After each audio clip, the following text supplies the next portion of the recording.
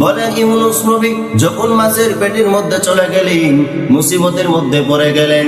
এক নাম্বার অন্ধকার হলো রাতের অন্ধকার, 2 নাম্বার অন্ধকার হলো পানির নিচের অন্ধকার, 3 নাম্বার অন্ধকার হইল মাছের পেটের অন্ধকার, 4 নাম্বার অন্ধকার হলো রবের অন্ধকার। এই 4 অন্ধকার থেকে ইউনূস নবী বাঁচার জন্য আল্লাহকে বললেন, মালিক লা ইলাহা ইল্লা আনতা সুবহানাকা ইন্নী কুনতু মিনাজ জালিমিন।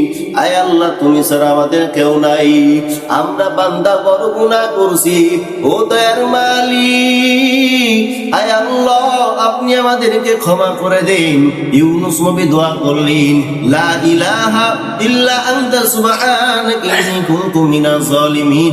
আল্লাহ তাআলা ইউনূস নবীর ক্ষমা করিয়া কোরআনের মধ্যে বলে দিলেন, লাউলা আনতা দাওয়াতাহু নি'মাতুম মির রাব্বিহি লানুবিযা বিল আরা।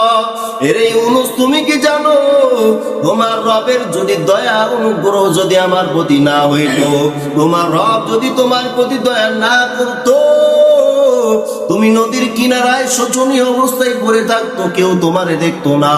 কিন্তু আমি আল্লাহর দয়া এত পরিমাণ বেশি, লা ইলাহা ইল্লা আনতা বলার কারণে আল্লাহ মাফ করে দিলেন।